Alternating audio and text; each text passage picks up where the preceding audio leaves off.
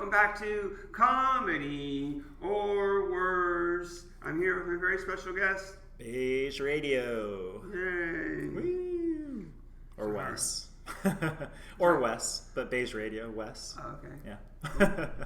yeah. It's cool. I usually ask, is that a stage name? No, it's my given name. It's my birth name. Yeah, it's a stage name. Yeah. I've primarily been in bands like all my life, and this is kind of like my first, I guess, like serious foray into like solo stuff. Yeah. But when it came to like deciding whether to do like a solo name or like a stage name, it literally came down to me thinking of like selling sweatshirts with my name on them, and I was like, the idea of like hawking my name everywhere, just being like, one thought was fine, but then I was like, oh my god, like everything I sell will have my name, and it was just too much. I was just like, I need another pocket for like, yeah, so that totally makes so it's sense. kind of nice. It's kind of funny though. I was actually there's another local comic, Hunter Jaffe. Yeah. One time I was walking downtown, and literally I just heard someone go, beige? And like, I turned around and it was him. And I hadn't done stand-up in a while, and I was like, oh fuck, like somebody remembered my stage name, you know, so it was really cool. Yeah, exactly. I listened to his and Mike McCullough's episode to prepare. Nice! We'll get to some listens if just the people that are going to be on the podcast listening and watch the episode. Yeah. It was cool. You were talking about show booking and stuff, and I was like, oh, like there's overlaps with music. But yeah, I was actually very curious about this. I was like, are we going to talk music? Are we going to talk comedy? Are we going to talk both? Are we? Well, I think we could like start with the comedy, and questions can be adjusted to music, or if you're like, I haven't really done that in comedy, but for music or whatever. I think it's mostly like I'm allowed to curse, I imagine. Or no? Fuck no. I have. It's okay. I have just like a shit ton of experience in music, but I've been a comedy fan like forever. So like I love comedy, but yeah. But you're not addicted to doing comedy yet. It's basically if I had my expenses and my day's job, like if I had my bills paid, of course I would do comedy and music and shit full time. Right. But I only have enough time for so much creative work. Right. Do you ever do comedy songs? I haven't, but I'm actually not a big fan, because when I was doing stand-up, everyone always said there are exceptions, but generally speaking, I'm not a big fan, because when I was doing stand-up, people were always like, you do so much music, why don't you mix the two? And just when I think of it, there are some I like the idea almost of like, so I have a very... don't like my comedy songs. I hate your comedy. No, I love the dubstep. The fucking... I can't remember the phrase that happens again. You keep repeating it. But yeah, Bob. I fucking love that. I gotta re-record that. And because it's like I don't... It's this gray area where I kind of own the rights to it, but I kind of don't. I mean, that's hip hop. That's samples. You know, you're sampling songs. I usually used an app, and then I made it. That's great. I first made the song, and then I'm like, oh, this would... If you're using an app, it's probably like some... Oh, that's the weird It's probably thing, some Creative Commons license or some shit. The first time I recorded, or first time I uploaded it, it had no problem. Yeah. And then I tried to make it longer, and they cut it off again. And it's like, you don't own the rights to this. It could be like that. You can upload like 5 seconds, but you're not going to get any money from it. Oh, yeah. Fuck, but I really want it, because I want it to be closer to 3 minutes. Oh, I see. Because when I made the song, yeah. originally in the app, I didn't know I was going to make it into a comedy thing, so I wasn't going to make it like, oh, it's exactly 2 minutes, or it's real close to 3 minutes, or whatever. Yeah. So I was like, oh, I just extended it. Yeah. And it's kind of funny because it kind of pauses. Yeah. And it's over. And if it's doing bad, I can just say, cut it. Cut it. Yeah. And then if it's still something fun, and it seems like it's going well, I can say the remix. That's the other thing, and maybe it's just because I've been playing music. So I'm 36. I've been playing music since I was 10. So like for a long time, and maybe it's because I have so much experience that like when I started doing stand-up, like it's just being so new at an art form, and like it's a specific art form where like just you fail like very publicly, and like I started at the same time as this other guy named Brandon Evora. We literally started like the same day, and like he did it for a minute here. I don't know if he moved, but anyways, I kind of got out at a certain point because I started doing a lot more music, but it was literally like him and I would do sets sometimes, and we would both bomb like so bad. But like he just had the ability to take it, and I was like, that is so like not intrinsic to the art form, but kinda. And it is like that with any art, but just with comedy, it's just different. It's just like telling a bad joke in front of your circle of friends and it bombs, except it's with strangers. So it's just harder, you know? Yeah. And you don't do that with music. You're not like singing to your friends in a circle and then your song bombs. Like that just doesn't happen, you know? Yeah, like it's interesting. There's a different feedback loop with music. Obviously, a live concert, the musician or band are reacting to the audience in real time. Yeah. But it's a little like they practice that song probably way more. Yeah. And they have a vision for it. Totally. And for comedy, it's like you want to have it practiced so it doesn't sound like you're reading from a script. And yeah. But the way it's more like jazz. Yes. If you're doing it right, that they're not liking it dirty. Okay, I'm gonna start something a joke, but I'll cut out the dirty stuff. They're not liking these puns. Just something. Maybe I should make it dirtier. Yeah. That's just one example. I know what you mean. And you can do that as a musician. I guess it kind of depends. It just feels a little different because I definitely see myself as like a more rehearsed, like not like I used to book for jazz clubs, and I've been around those musicians, and I'm like, oh, it's like crowd work or improv. Like it's just like a different part of your brain. But like like for me, it's like it's so funny because I come from this band background, but I do the solo stuff. So when I play in these acoustic circles, oftentimes I'm told that I'm like really loud or that my songs are very loud and quiet. And I do feel like I jump between that. Like it's either very loud or very quiet. Wow, so like when I am playing, I can kind of read a crowd like that. Like, oh, this crowd wants some like loud shit. Like that'll work them up, or the opposite, this is too much for this crowd. Like I need to tone it down and play the more, kind of heady stuff or whatever. That's cool. But again, jazz is like a different thing. Like that's like, oh my god, that shit's wild. It's more like crowd work or something where like you have to learn how to feed off of other people's shit. Yeah. Like I think of again, I'm a big comedy fan. I was listening to Nate Bargatze, and he was talking about him being very much like in that realm where he was like, I'm doing like these huge arenas and whatever, and he's like, but like I sucked at being a host. He's like, I was terrible at it. He's like, I did it to get through, to like meet people and network and get up in comedy and stuff. But like, I just riffing off of people is not my strong suit, and so they're just being different kinds of comedy and stuff. So, yeah. Yeah, that's interesting. Yeah.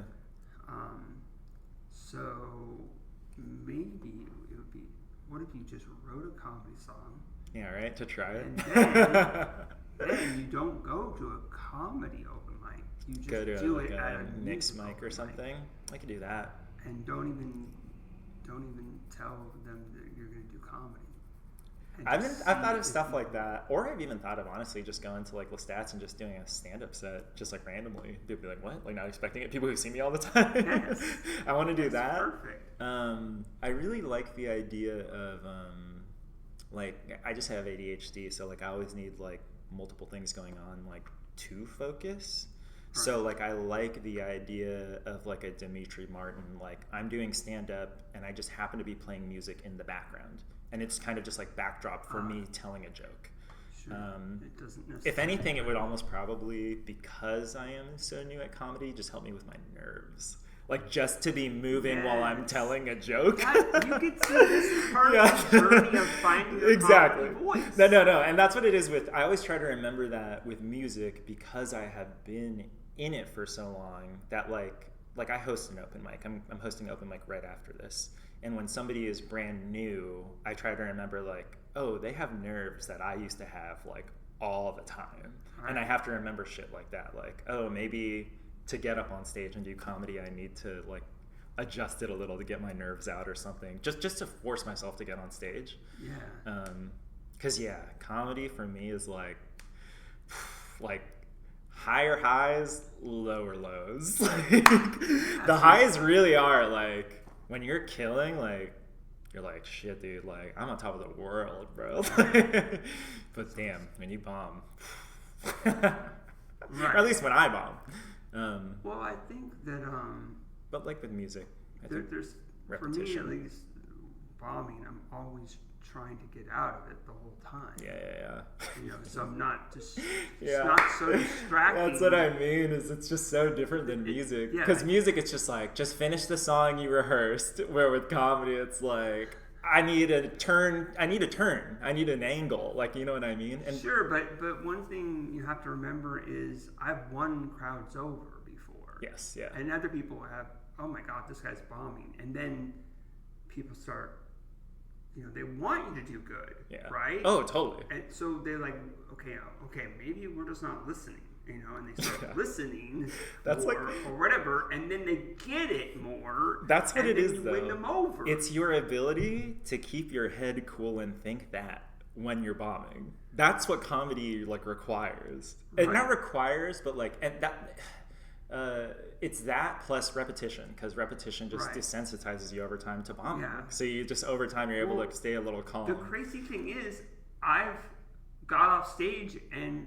was like, wait a minute, I was having so much fun, but I bombed. Totally, yeah. This is crazy. See, I can do that with music. Right. But with comedy, like, I'm sure I could get there with time. Right. But man, some of those comedy... I had a comedy bomb in La Jolla at the Comedy Store, and it, like, gutted me. It like, oh my God, it was so bad. I stopped doing stand-up for like 4 months or something. Like, wow. Oh my God. Like, I'm able to laugh about it now because it was hilarious. Like, you know, when I look back on it, I was trying all new material. I was just like, it was very dirty. I always tell people, I'm like, my music is very, not clean, but it's not dirty. But my stand-up was very dirty. That's interesting. Yeah. So when you were doing comedy, were you doing that under your name, or? Yeah, under my name. Okay. And I feel like... And you probably can just keep it that way, right? Yeah, I'll probably do that. Yeah, stage name. Probably like that, yeah. So you better say your name, too. You said Wes. Wes, yeah. I don't know. I'm not planning on doing stand-up anytime. You're not planning on doing stand-up? Anytime soon. Off the cut. I'm the... Wait, that's what I was going to ask you. Am I the first non-comic on the podcast? No, I'm definitely trying Hell to... yeah. I'm trying to get people... Well, I guess a promoter, Paradox Comedies, come on. Cool. Yeah. What's her name? I like she's Vanessa, great. Yeah. I forget her last name right now. I followed her when I started doing all the stand-up stuff because she promoted it. And then I'm trying to get people that are like, oh, I quit comedy. It's like, fine. I don't care. I want people that are new, that have done just to talk about comedy. And are still doing it. I want people that did it and quit. Like, that would be amazing. I was just curious. I would have to come up with new questions. It was just comedy or worse. I was like, am I the first or worse? Am I the No. No. I'm not even the first or worse. I'm the second or worse. But there's one where it was such a... I will tell you that it was only 35 minutes long. That's how long that For what? was. Oh, yeah. And that's the only clue. I love the person. It just they were probably in a weird place or something, and they were just like giving such short answers. People have off days to questions. I'm like, what am I doing? Yeah. wrong? I'm curious about that like, too. Even after a while, at 30 minutes, I'm like, all right, I'm out of questions. Okay, that's fine. That's so funny. You know, even though I've done this for a while. I don't need to have every episode. Oh, it has to at least be 45 minutes. Well, that's like the perfect example. Like I was saying earlier, it's like I really want to do comedy. I really want to do podcasts. But like right now, between... Wait, you just said you really want to do comedy. Yes, I do. What stage name are you going to use? My stage name will probably be my name, because what comedy stage names are there? There are some. There's, fucking... Yeah, but actually, you said Wes, but what else? Gonzalez? Wes Gonzalez? Is that what you're wondering? Yeah, Sorry, I'm wondering. Is this a fill in the blank? Anyways, I don't have the blank. I don't know. Okay. Wes Gonzalez. Wes Gonzalez for stand-up. Beige Radio for music. Okay. There's some stage names, though, for stand-up that you should probably know better than I do, right? You're a stand-up expert. What are some stage names? There's some stage names. Come up with the No. There are some famous ones. What are some famous stage names for stand-up comedians? You got Carrot Top. You got who else? What other stage names? There are big ones. Well, there was Pee Wee Herman. There's Pee Wee Herman. I'm trying to think. We said Beige Radio. Like what other ones would I fit in with? Anyways, with stage names for stand-up comedians. You could keep it. I would decide after you do comedy songs. Different, right? If I did that, and then decide. Comedy songs aren't my style. Or just play the music like you're saying and do a song. Music. I mean, do a joke that is not related. I feel like, and then you have to decide now. Do you want to still be? This is what I'll do. Or like, you want to be your name. It'll be my name, but this really is longer term. Just literally because of availability. Like I said, if I had my bills paid, I would do it. But between booking shows, playing shows, my most recent obsession is this shit has taken over my life, photography, in the last 4 months. Wow. Between those four things, like, I'm getting paid gigs in all of them that don't pay a ton, but like they're paid, so I don't hate that. Right. It's literally just availability. What about just do jokes in between songs? I kind of do that already, and I kind of do humor that I inject into like both my literally I book under the name I Hate You. I think it's fucking hilarious. Especially when I go to new businesses, I have to like prove myself, because I'm like, hey, I book shows, and they're like, I hate you? Like, they're literally like confused, like, dude, I'm not going to promote something with I hate you on it. And so every time I've done that, I've had to like win over a business, and they learn that like, oh, like these shows are really fun and everyone has a good time and it feels like a house party. Like, it's the exact opposite of like, or even like the marketing for the poster is like very like bubblegum drop, like it looks very happy, but it says I hate you all over it. So that's kind of my comedy coming out through my music and my promotion. I do photography, and a lot of some of my photos are, funny and stuff. So I try to inject it in there. But I feel like in terms of like styles of comedy or stand up, like it's hilarious because as a musician I'm very high energy, but I feel like comedy I'm very low energy. Wow. Yeah. And like, so I had very like dirty humor because I'm just a kid who grew up on like South Park and The Simpsons and all that shit. Sure. But like, I don't know. I listen to a lot of comedy podcasts, and I hear them talk about how like oftentimes stand-ups earlier in their like journey like just emulate their favorites. And so I felt like it was kind of like my dirty humor through like a Nate Bargatze like deadpan delivery. Yeah. But yeah, the thing that was always difficult for me is, like you were saying, when you're bombing, like trying to turn out of it, is that whenever I was writing, it's like anytime I'm funny with just like friends or whatever, it's naturally just comes out as like storytelling. So like I'm just not naturally like a setup punch or like someone who can sit with the bombing or so like I would have these storytelling bits, and it was basically just like, if I got them in the first minute, it would be fine. But if I didn't get that momentum in the first like 30 seconds, it'd be like, oh fuck, they're not on with me, like, and I would need some escape hatch, and I just never got that far into comedy to like learn how to pivot. So what I kind of did was, while I bombed, I would learn where I was bombing, and I would adjust it, and the next time I would adjust it, and sometimes it would work better or it wouldn't, and I would adjust it each time. Yeah. But I really wish I had learned how to just like like, oh, this is bombing, I need to like find an escape hatch to learn how to take it in a new direction or something, or change what I'm doing. You know what I mean? Like, or maybe that's just sitting with the uncomfortability and just learning how to be fucking relaxed during it. Fuck, man. Yeah, I don't know. Everybody comes up with their so own ways of dealing with it, and it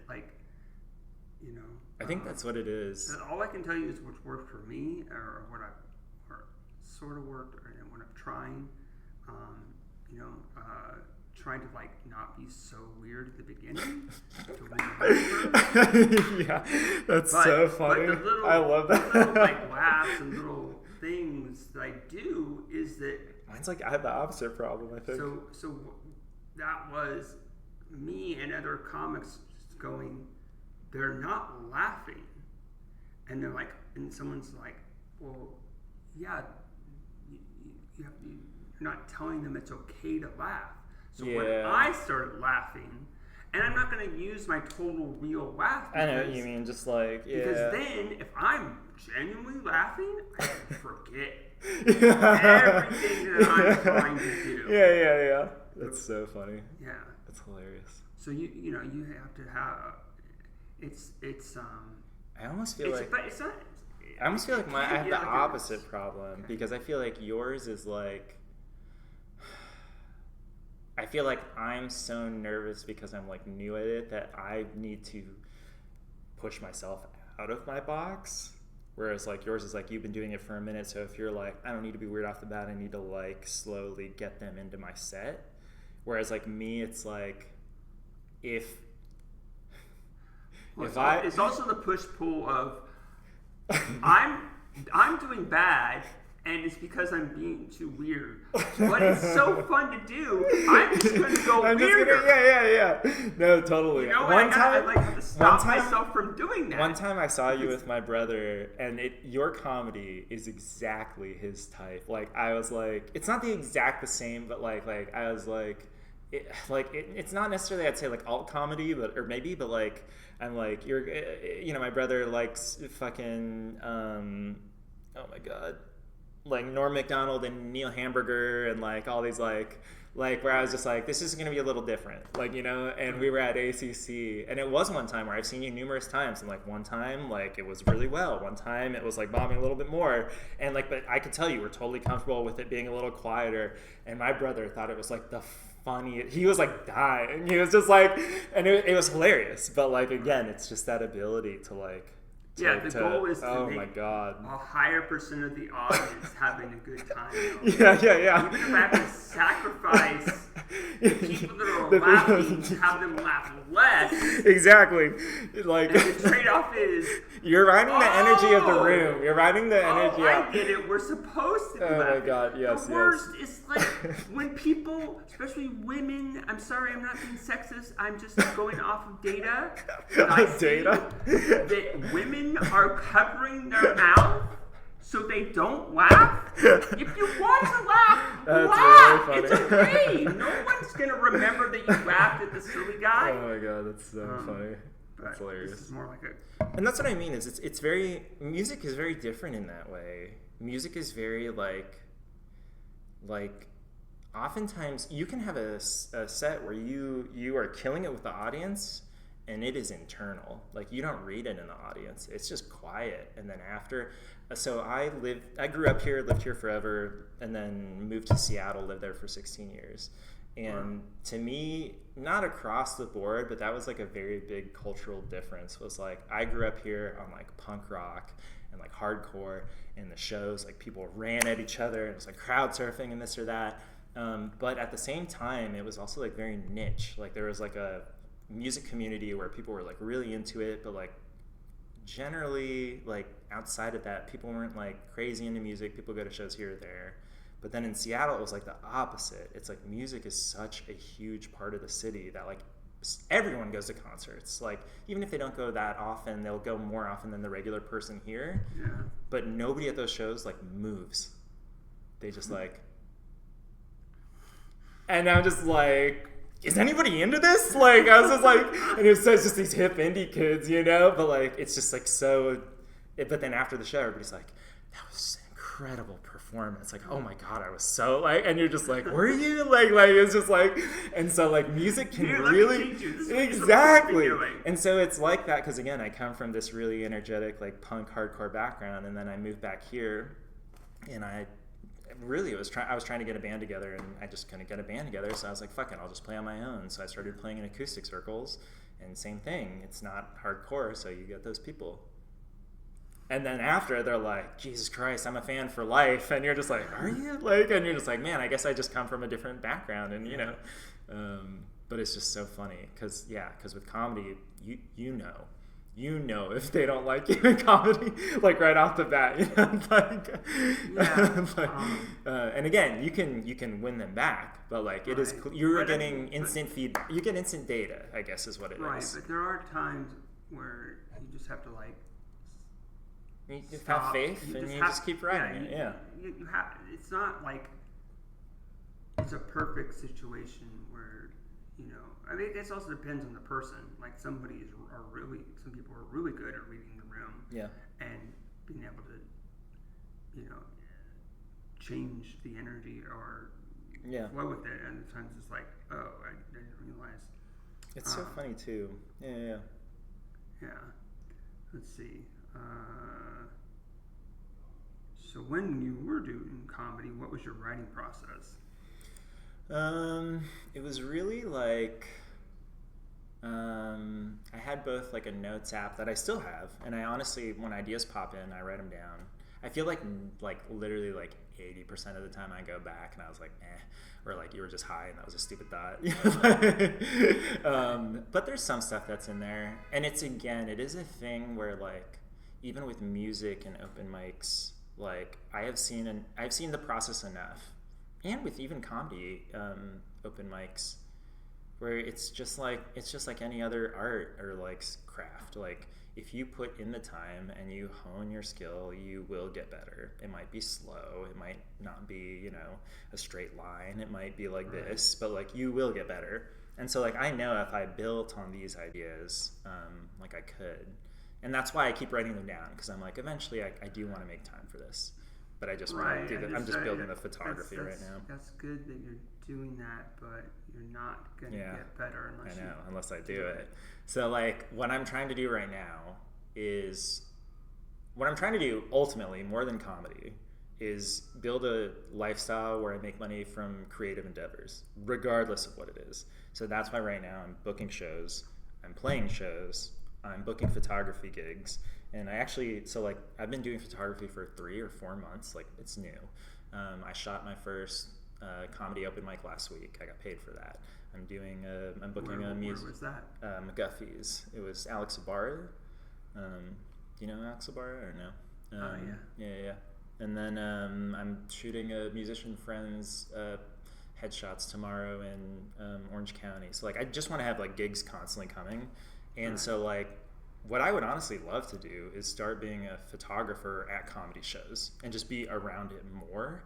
And I'm hoping that just like last time when I was going to so many mics, just like infects me with the bug that I can't avoid writing because I'm around it so much, and I'm like, this is great. Well, I mean, you already are writing. So I am. I just need to say, try the stuff that you're writing down. There are only 24 hours in a day. You know, I hear this as convincing as me trying to sit here and telling you to be a musician. You want to come to the music open mics with me and write a song and we'll play it? It can't be a comedy song. It's got to be a serious song. Oh. See, that's what I'm saying. You know, like, I only got so much time, bro. I want to do comedy, but I gotta make a living. Yeah, I know, right? I hate it. Which is why I'm trying to slowly just make more money from creative stuff, so that slowly it's just like it's just my life. And that's kind of what it's becoming. It's kind of what it's becoming is like tonight I have the open mic. While I'm at the open mic, I'm going to be getting paid with beer sales. While musicians are up, I'm going to be booking shows for my next gig, not for the one I'm playing, for the one I'm producing. It's all just get more creative. Yeah. You're already there. Mm-hmm. I know time is short. Yes, oh my God. But do a short stand up. Yeah. And then I'm do a short. I'm getting there. It's your own show. I know. Yeah. No one's going to tell you that you can't go up twice, right? Go up there and do music. and then go up there again and do a comedy thing. I could, but right now I don't have enough material. I don't have enough material. I could do like a minute, maybe. Maybe. What about the stuff you're writing? The stuff, yeah, they're all, again, I'm a storyteller. They're all like sentences or thoughts I need to develop. I need to... Well, do it on stage. Try it. Oh my God, it's terrifying. I told you, I'm not a jazz musician. That's fine. Yeah. How long have you been doing stand-up? Okay, this is your segment. I understand you feeling comfortable being on stage. But you've been doing stand-up for how many years? I notice my nervousness different ways. So my way is I won't sound like I want. Yeah. I'll forget stuff. Yeah. I'd be curious to see how you sound hopping on stage doing a serious song. I wonder how you would handle it in terms of like my nerves going up, winging it in comedy. You doing a serious song on the whim at an open mic. Okay, well, give me a minute to write a serious song. Yeah. No. No, I mean, I'm too busy. I'm too busy right now for stand-up. I love it, but I'm too busy. Right. So I need to take photos. I'll be around, and I'll do it. That's even more of a commitment. I'll be around, and I'll get there. I'm building my photo empire. I've got a strong music thing going. And then comedy's the next. not trying. I'm just saying. You should. Comedy's incredible and it's fun. If you want to do it, yeah, do it. The best thing to do is to do it. Is it going? What? Yeah. Cool. I hope I don't have any alarm. I thought I heard an alarm going. You know, that's the one thing that will make the camera stop is a freaking alarm. It's annoying. So the only thing I ask is simple thing. Yeah. And when it's your own show, go up there and do comedy. That's it. Maybe. A little bit. If you have a minute, just do a minute. Yeah, maybe. I can't force you to do anything. But I know what you mean, though. One of my favorite comics... when I was doing stand-up, I was asking people for advice all the time, and that's literally, at the end of the day, it's like I would see people's like fucking brain, they'd rack their brain, and ultimately that's what they would settle on. They're like, I can't really give you any more advice than like, you just got to get up and do it. Because like any other advice I give you could be helpful, but it all depends on your style, your approach, your this or that, you know? Right, yeah. A lot of times people's drawback is, the show is late, or I don't know where they are. I would say the same thing to a new musician. If you're going to actually already be there, that doesn't make any sense to not perform. If you're I would perform. I'll just perform music. And sometimes I take pictures because I'm like, I already have my other shows booked. It's nice. Sometimes it's nice to be part of the show without being the fucking spotlight, you know? I already play a show every month, and I have 4 open mics a month. I usually perform at the end of each one. Like, I'm already playing enough, bro.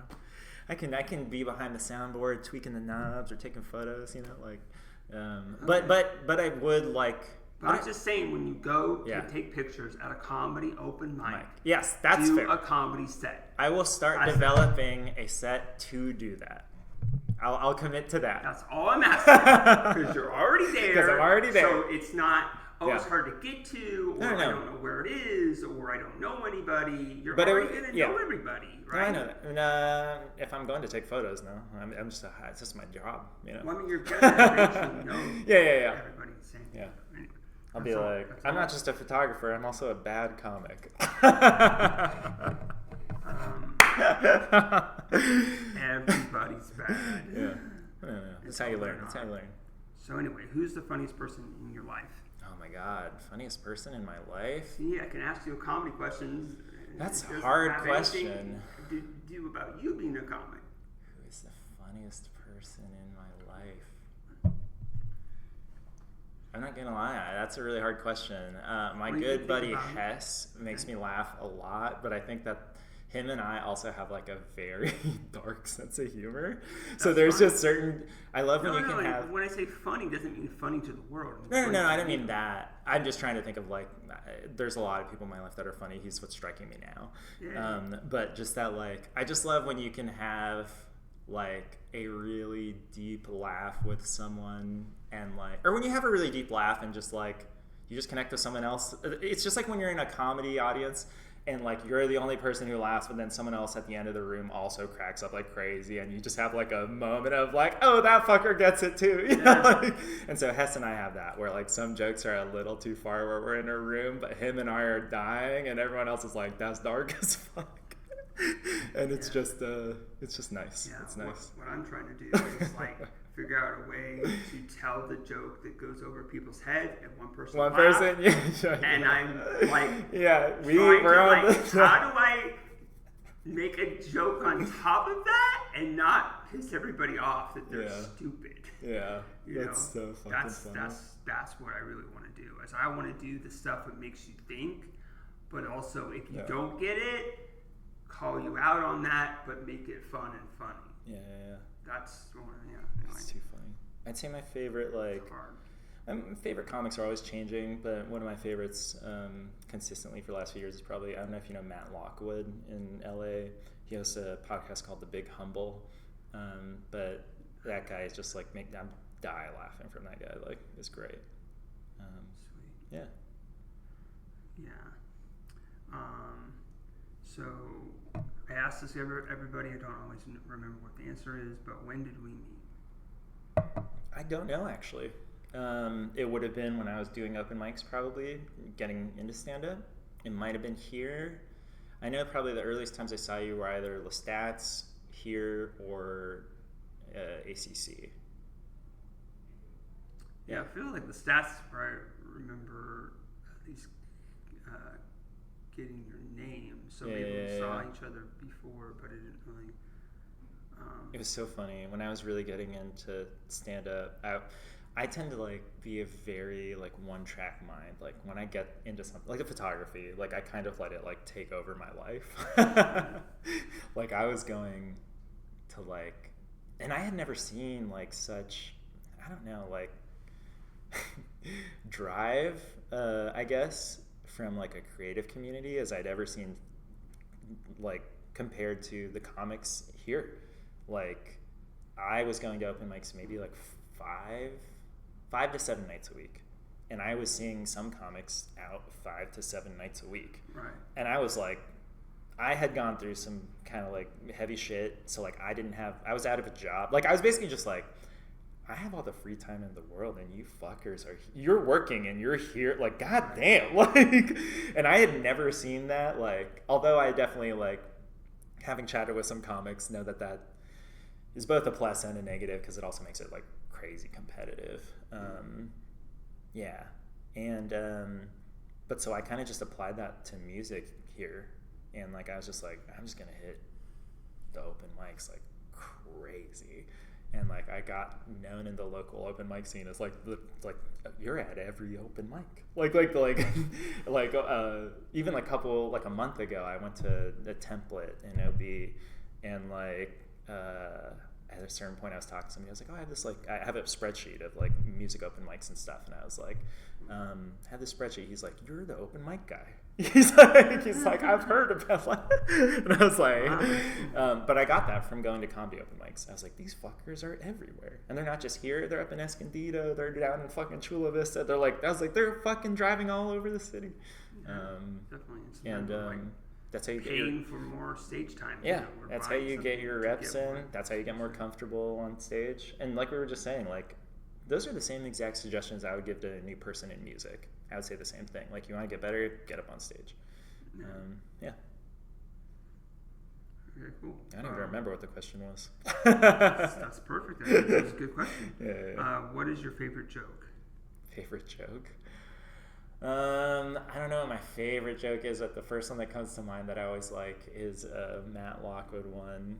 And because I am a storyteller when it comes to comedy, I'm so envious of people who have one-liners. Like, I want to be able to write one-liners, and his is basically just like... Okay, I want to be able to write one-liners. But I'm a better storyteller. I am a better storyteller. Right, so should I build on that, or do I write the one-liners? I want to be better at writing one-liners, but... I'm a better storyteller? Oh, but I say something? I don't know. But I'm not a comic yet, or I'm not a good comic. I want to be better at one-liners, but my English is terrible. That would be a good form, but not very funny. I know. I'm working. It's a working. All right, we're working it out. Is this a working out? Yeah. But that's the form. Yeah. Like, that's how you sit down and you try to make it. My brain. Oh yeah. Say that I'm trying to recreate something that comes naturally. Yeah. I see what you're saying. But there's times where people will just say, like, this is a great thing about watching people on stage doing comedy is sometimes like my cross-dresser joke. Someone went up there and told not even that good of a cross-dresser joke. Yeah. And I was like, oh, that'd be so funny if that was literally they're dressing crosses. Yeah. Putting dresses on crosses. Just something like, just flip something. And then that's how I got that joke. Yeah. And it's not that I stole his joke, because my joke is a pun. No, I know what you mean. Yeah. Oh, the joke though is I'm gonna butcher it, but it's basically just something like, a lot of people think the Supreme Court's like every other court, but it comes with pepperoni, sausage, onions. It's just like a stupid throwaway. It's just like, but like I love that it's just an easy misdirect and a stupid throwaway little joke, and I just want to be able to like, not that would be like an escape hatch for if I'm bombing, but like it's nice to be able to have just some things in your back pocket like that. So we'll see. Yeah, definitely. Yeah. But the weird thing about me is that even though I love that joke, anything that like it's saying something that's untrue that can be hurtful to the society general is like I'm kind of also against it. Yeah. Does that make sense? It does, but do you think that's hurtful? The Supreme Court thing? Being like just like any other court, but it's a pizza?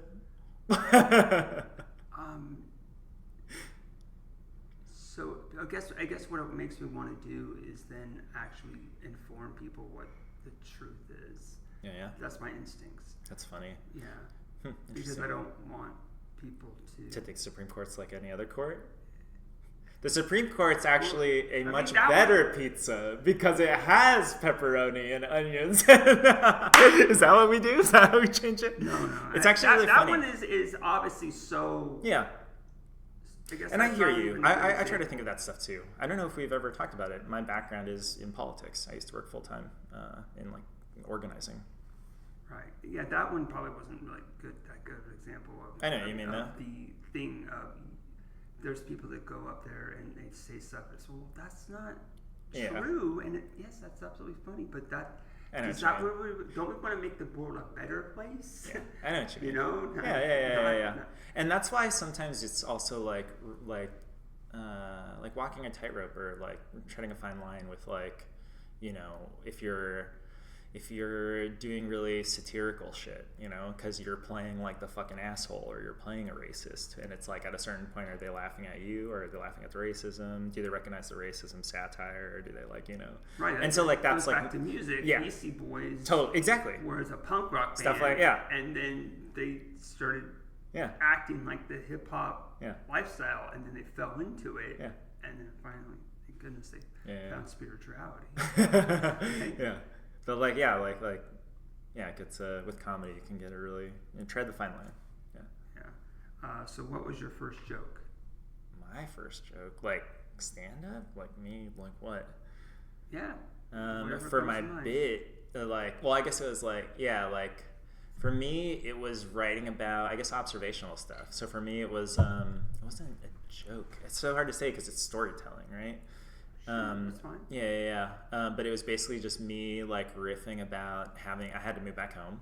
So like moving back home at 33 and living with my parents. But it's just like a misdirect of like, I have shitty roommates. Oh, they're so shitty. They're blah, blah, blah. And they're fucking all the time, And of course, they're my parents. So that was like the misdirect. And that'd be the perfect example of like, it would take like 45 seconds to build, and that was the punchline. And when it hit, it was great. But when it didn't hit, it was like, I'm a minute into my 3-minute set, and my biggest thing just tanked. And now like that's where I need like an escape hatch or something to build momentum, something to just build momentum again.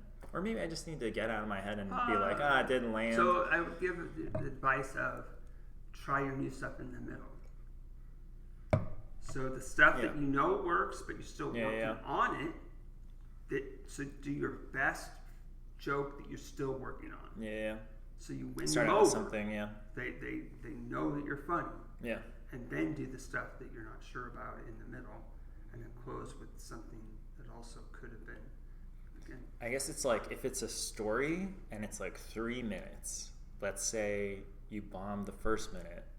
Do you keep telling the story? And you just, or do you like? Well, yeah, you keep telling the story, and you find more. If you're actually in the moment and you're not reading from a script, you're gonna like. That's what's hard for me, and it's because I'm newer and because I'm a rehearsed musician. Is like, I remember listening to, whose audiobook was it? I've listened to a lot of comedy, like audiobooks and stuff too. But there are a handful of comics who I remember them saying when they started, it was like that. They were like, They were like, for years I read like a script, and I was like, damn. And they're like, it took me a long time to break out of that. But also part of me was like, all right, so I can read off a script for at least a couple of years, and it's okay. try to like, make a crutch for myself. Yeah, but I mean, people who do it for like a living and professionally. So, I don't know. All right, what was your first song? My first song that I wrote was in 5th or 6th grade about my first crush here in California, anyways. Or in middle school. Her name was Carolyn, and that was the name of the song. I remember the first 4 chords. So that's cool. So 11 years old. Did you ever sing it for her? I don't remember. I have terrible memory, and then I'm a stoner, so both of those things together. I remember little bits and pieces. Yeah. Too traumatic, I get it. Yeah, I repressed it.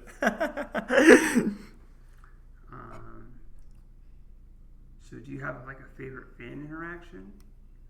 It could be for comedy or music. I have tons. That's like half of what keeps me going, I feel like, to be honest. Because the arts take so much like effort and money and you get paid very little, that like fan interactions are like what make it. It's kind of like we said in terms of like the connecting with someone else laughing at the other end of the room. You're like, oh fuck, you get it, Cool. But anyways, I can think of a ton. One that comes to mind is like I said, my music just tends to be more serious. Yeah, it just tends to be more serious, even if I like am a person who jokes around and stuff. Yeah. And I remember one time I was in a band and we were hanging out with this fan. We played a festival and we just got along with this fan and we decided to all go grab lunch. And we didn't realize it, but we realized later they were surprised at how fucking like goofy we all were because our music was so serious. And so there was a moment when we were all eating lunch and like he literally just looked around and he was like, this is what y'all are like? And I just thought it was the fun. I just started laughing so hard, like, oh my god, like our music is so different. Like, just like he was genuinely like, oh my god, like I did it. And actually, this reminds me, like, I remember one of the first few times I talked with you, like, you just seemed so different from your comedy that I was like, that's never happened to you. Yeah, exactly. I wasn't expecting you to be like that over the top, but I was like, he's pretty reserved, or calm. He's pretty, like, you seem pretty calm. Like me, I feel like I'm the opposite. Yeah. People tell me I seem pretty quiet and reserved, and then they talk to me, you're like, bro, you got a lot of energy. Right. It's too funny. It's it's a heightened version of myself, and I'm performing. Yeah. That's too funny.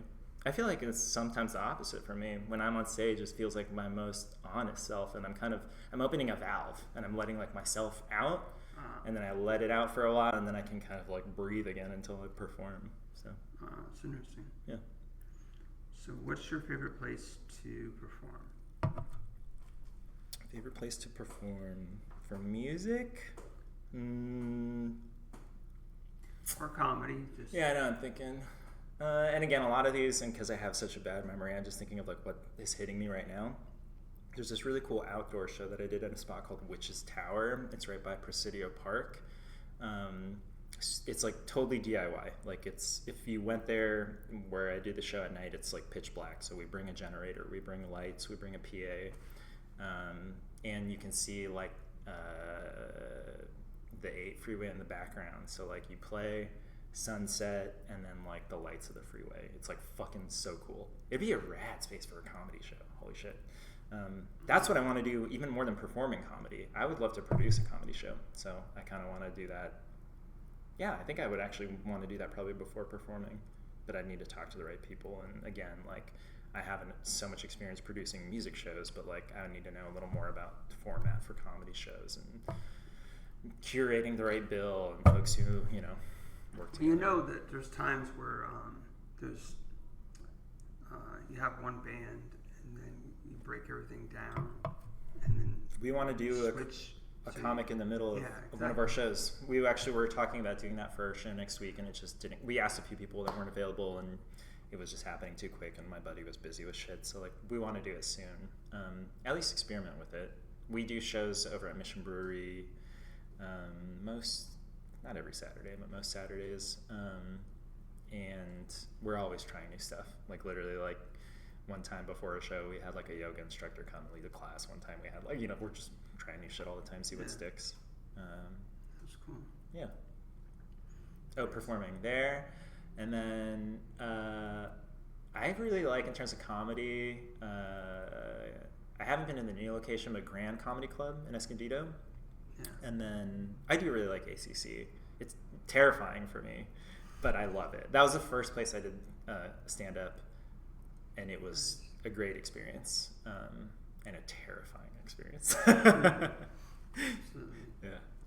so much fun. That's cool. What was your family like growing up? That's a loaded question.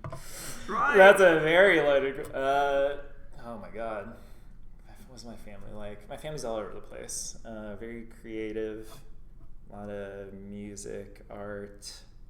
My mom sculpts, my dad plays guitar, my mom sings, my sister plays violin, my brother played sax, just a lot of everything. But also like a lot of mental illness and poor communication skills. I feel like sometimes, I don't know that it's not necessary for art, but sometimes that manifests itself in art. I feel like when a lot of folks can't communicate, it's kind of just like, I have this excess energy, I need to put it somewhere, So yeah, 3 siblings. We come from a... Are you in the middle? Baby. I'm the baby, but I tower over everybody. I'm the tall baby. Coming from a family of public service. We're all kind of in government or things like that, or nonprofit kind of stuff. Yeah. So it's like I said, I worked in politics before. That's kind of like the family trade. Okay.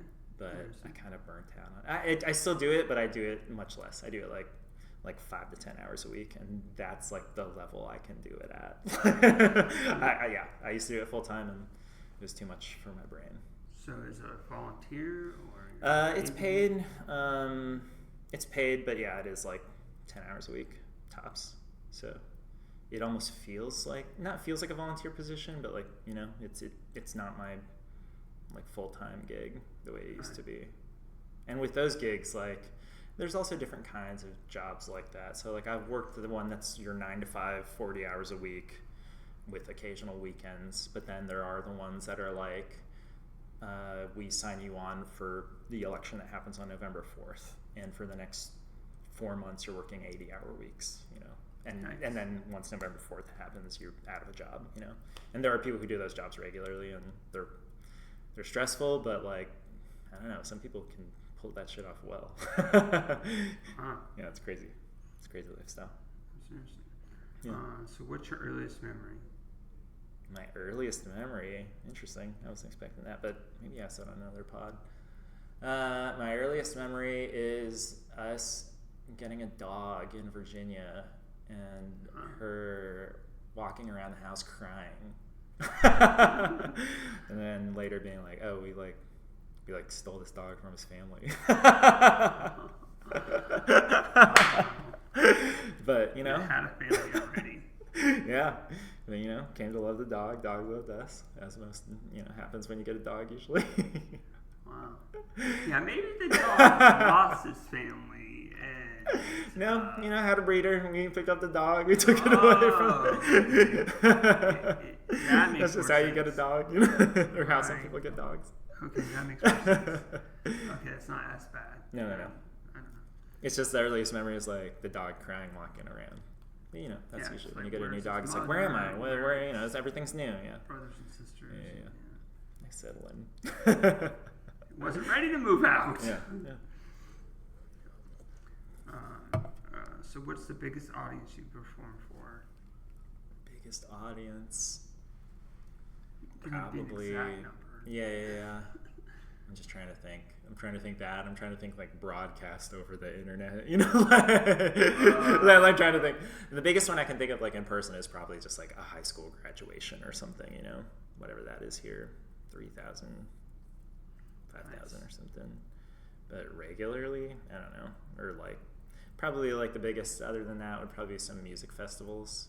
I played one in Washington called Sasquatch. That was probably the biggest festival I played. That was a lot of fun. That's cool. Yeah. Nice. So you grew up in San Diego, right? Yeah, North County. Rancho Penasquitos. Let's see.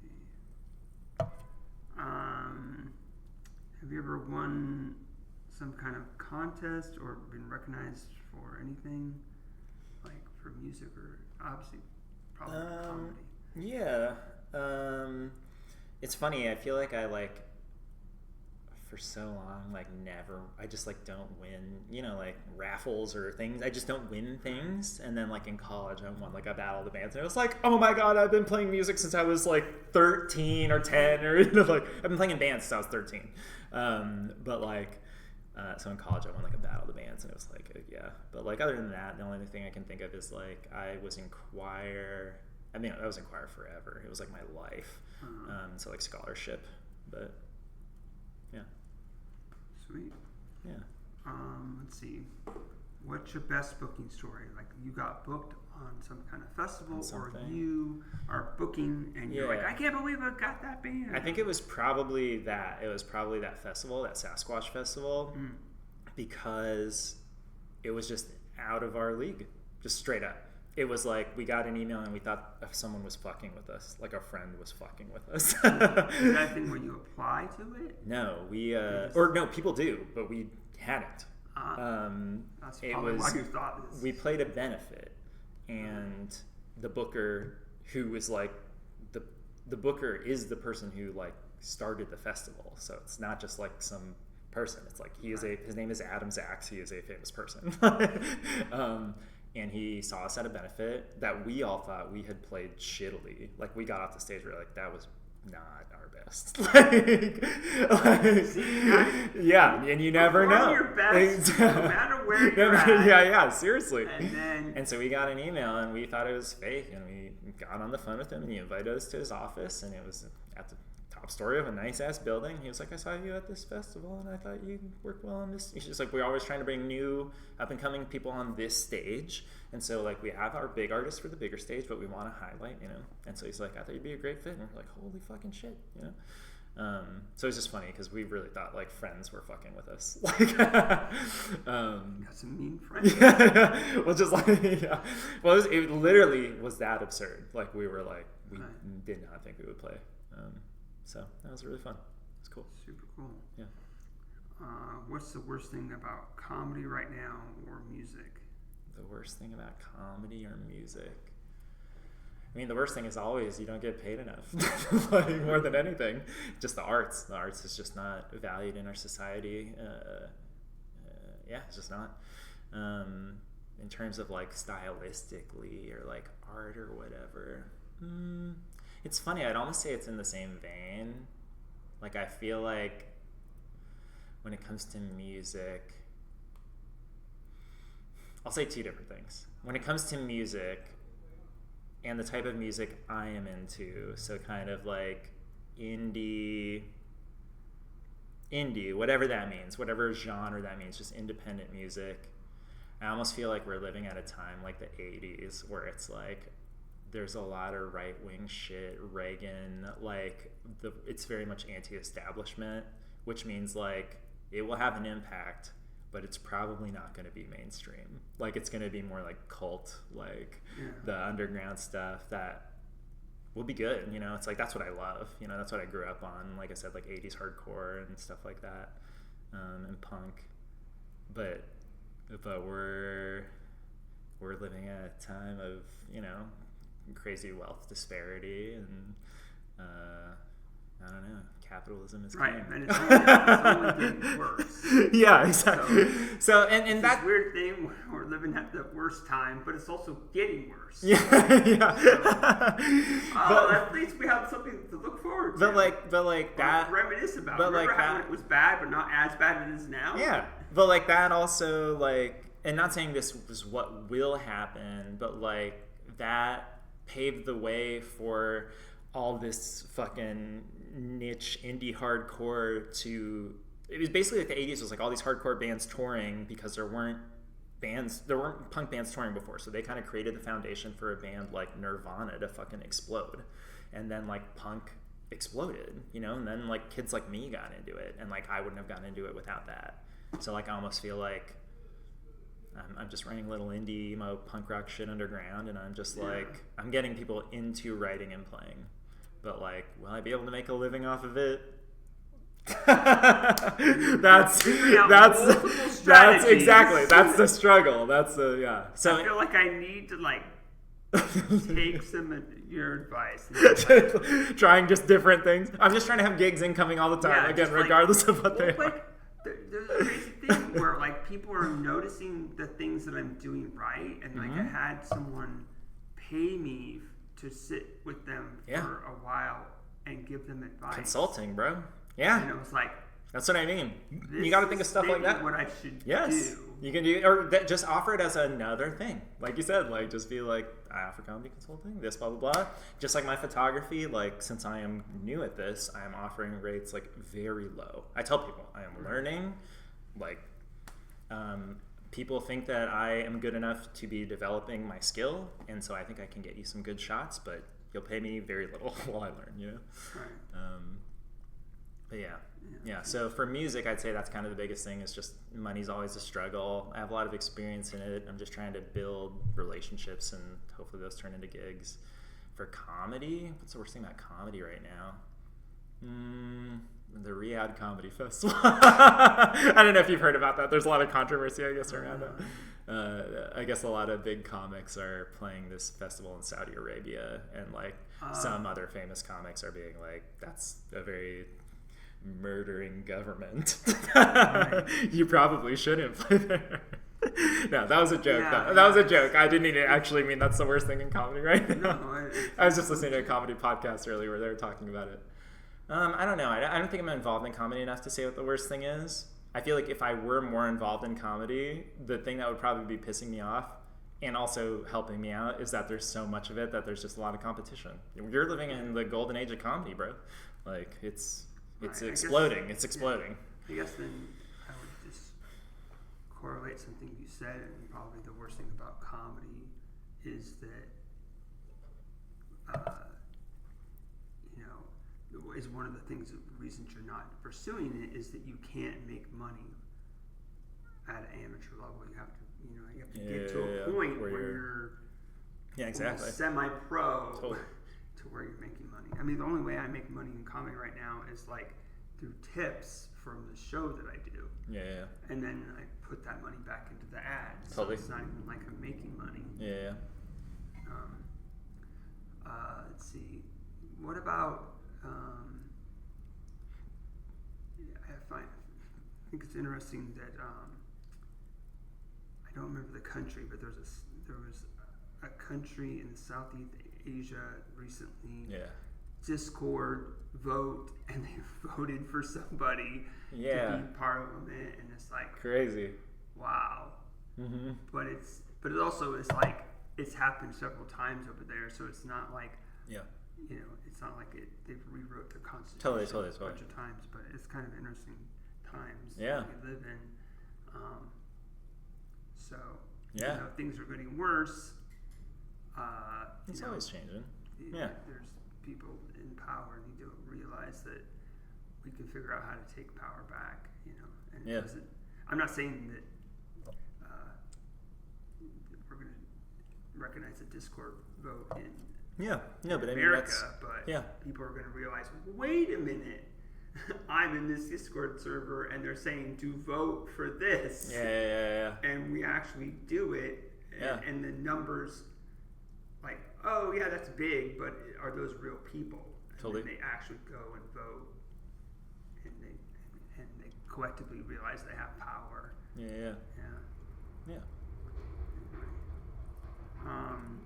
So, do you enjoy watching other people perform, or do you get tired of people's songs and jokes and stuff? No, I love watching other people perform. I feel like I am at shows and events so often that well,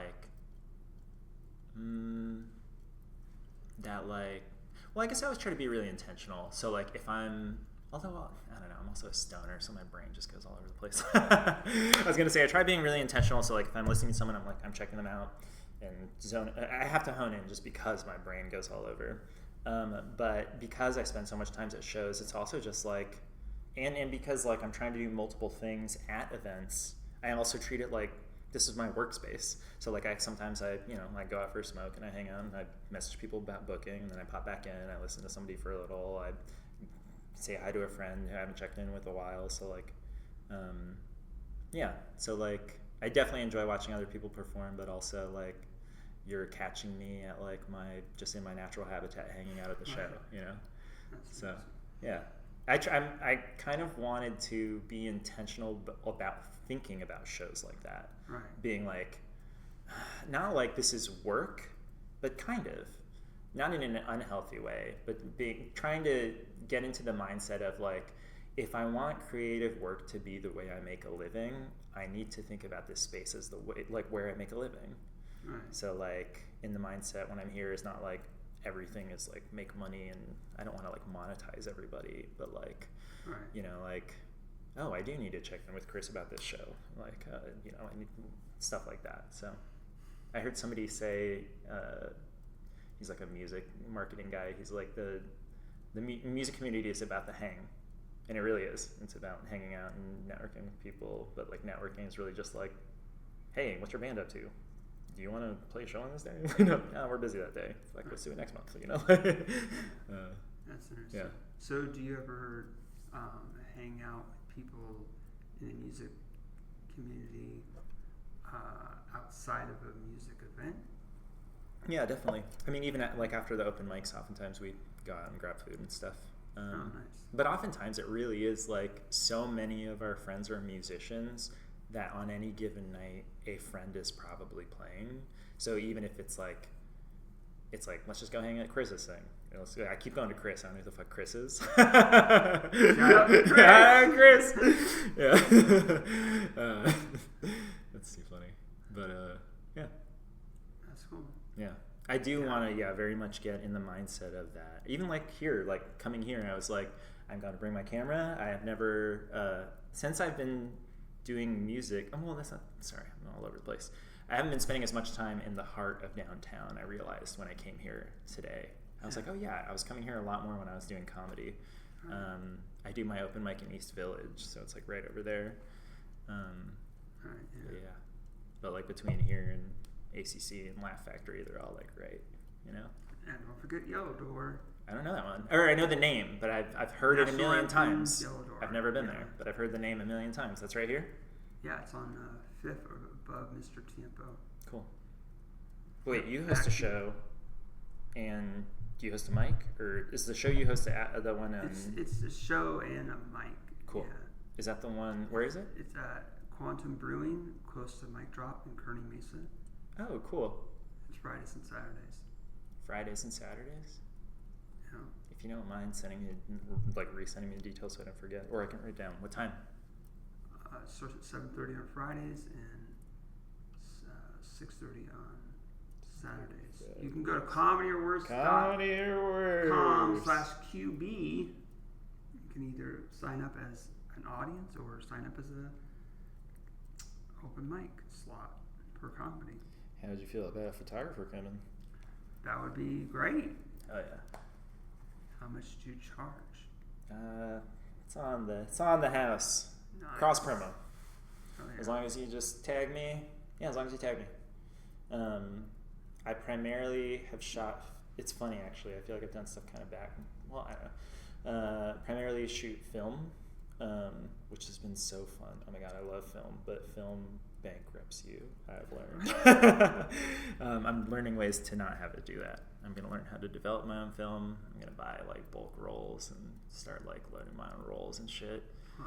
But I just got this digital camera literally like 2 days ago, or like 3 days ago. So now I can delete photos. Every time I take a photo with film, I'm basically just throwing $1 out of my pocket. Which is, film looks hip and it's cool and I love it, but it's expensive. Yeah. But anyways, so I can come and take photos and it not bankrupt me is what I'm trying to say. Yeah. Yeah, hell yeah. That's cool. I'm stoked. Let's see. Also, film is so hard to shoot in the dark. I shot, like I said, Alex's show, and like some of those photos came back, and I was like, Jesus fucking Christ. Film is really finicky in the dark. Yeah. It's cool. You can get cool stuff, but anyways, that's nerdy photo shit. Yeah. All right. Have you ever been in a car accident? Numerous. Oh, no. I didn't know this was an interesting question. None of them have been like, I've never had an injury. That's so funny. There was a while where I was getting into them enough where I was like, it was never my fault. And I was like, I just have bad luck. Like, I was just literally like 5 car accidents, never my fault. 2 times my cars were totaled. Wow. And didn't get a scratch. It's great. Yeah, it's weird. 7 people died. Yeah, everybody died but me. I have a fucking final destination. Yeah. Cursed to be a non-money making artist who narrowly escapes death. That's too funny. Cool. So do you have merch? Yes, I do. Nice. I have shirts that are literally, there's a place in PB called The Collective. I put on their shirts and I said, this is the softest shirt I have ever had. Can you put my logo on this shirt? And they said, yes. And so my shirts are literally just The Collective shirts with my logo on them. I'm friends with them. I went to their open mic enough and so like literally, and I get that comment from everybody who buys my shirts. Like, these are the softest shirts. I go, I know, that's why I made them. That's cool. Yeah, so. Does it say The Collective? And? It just says Beige Radio. It was just the same color. I was just like, can you do the same thing just with my logo? You know? Oh, okay. So they're making their own shirt. Yeah. They have like a guy, a regular there, like makes their shirts. And I asked him. I was like, so I have those, and then I literally have a little. How much are they costing you? It's been a while since I ordered. I have too many. They're taking too long to sell. Yeah, but I got a good price, and he's a good buddy. I think we did it at like shit. I can't remember. I was gonna say like $10 a shirt, but that sounds. I can't remember. Okay. I was selling them for $30. I learned like their music marketing shit that like black shirts sell statistically like twice as much as every other color shirt. Stuff like you learn, tricks of the trade. And then I also have literal like Beige radios that I sell. They're baby Bluetooth speakers. So. That's cool. Yeah. Nice. Yeah. Let's see. There are sites that you can print 100 shirts. Yeah. And it's like ends up being like $4 a shirt. That's crazy, yeah. So, I got to do that again. I right as I push, after I push send, I was like, I probably shouldn't have done that design. And now it's like, now I'm stuck in this loop of, I want the perfect design. Yeah. And it's like, oh yeah, please buy this shirt off me. I need the money. I think that's the one I should do, because I've actually sold one of those. That's so great. I was on stage at an open mic at Star Bar. Yeah. And like this couple bought the shirt off my back. And so then good. I was like, oh, it's not the right size. I got a different shirt if you want it. That's always so interesting And to then me. they're like, okay. And then they're like, you know what? Actually, we want the one that was actually on your back. And I'm like, oh, okay, well, it's sweaty. And they're like, that's why we want. That's what we wanted. And I was like, wait a minute. Was I about to? Was I this close to going exactly. home with them? You'd be like, well, then actually, it's more expensive. That's too funny. Right? Do you do it pro bono for the memories for the story? That's or, too funny. I don't know. That's great. Yeah. Yeah. I like thinking of merch ideas. It's always funny. I like infusing my comedy in my merch. That's actually how the Beige Radio thing started. Was everybody, and they still do to this day. They're like, why don't you have any beige merch? And then I'm just like, oh, it's so obvious. It's like the most obvious thing ever. And then I was like, wait, what if I sell the most obvious thing ever? And I sell beige radios. Like that's how it started. I thought it was like, oh my god, that's so funny. Like so I thought it was a joke. Do you have to like make them? Basically what I did was I looked on Temu, you know, I was like, let's look for an old hip vintage radio look. I was like, that'll probably sell a little better. And I found what I thought was the coolest looking one. I bought one or two like different kinds to see also, just like sound quality, make sure I'm selling somebody something that's not a complete piece of shit, you know? Right. And I'm not gonna lie, when they came, I was like, these are actually better than I expected. Then I have a buddy, and her dad does like different screen printing stuff for like shirts. And I told her, I was like, I have this plastic radio. Like, how do I get my logo on it? And he sent me like a specific link. He's like, you're gonna want to go to this website called Ninja Transfers. You're gonna want to get this specific kind of sticker, and it's like a double-sided thing, and you know, you kind of don't even need to iron, like you iron, but just pressure, you know, and it just sticks your logo on there, and it's on there like it's good, and it's like forever, like. Nice. So just like between the grapevine and friends, I turned this little joke into a piece of merch. Yeah. Yeah, I want to do lighters. I did lighters. I want to do lighters too. I did some as a test run. I did like bought these cheap lighters, and I put stickers on them. Yeah, I want to do lighters as well. But you can do like big lighters. Yeah. And it's they're more expensive, but they're better quality. Totally. Yeah, I want to do that too. Also because like I've also heard people, and again, I don't know the difference between like music and comedy in terms of like what it's like people buying merch and stuff, but with music, like, you know, it's like I'm selling these, I should lower them to $25. I'm not selling enough. But like, it's nice to have something that's $5 or $10 or just something, you know? Yeah. And also I've heard, if you can make it like say, $4 a shirt or whatever, you can just say it's a donation base. Yeah. And try it. The suggested is 10. Yeah. And then sometimes people were, oh, I really love your comedy, and I'll give you 20. Yeah. And you're like, oh, okay. It's like I sold 2 shirts. Yeah. Or even like that, like I've gone to shows and I'm like, again, like it's not the same as me selling a sweatshirt with my name on it as opposed to like a band name, but like selling something with like a punchline on it would be, I've never done that.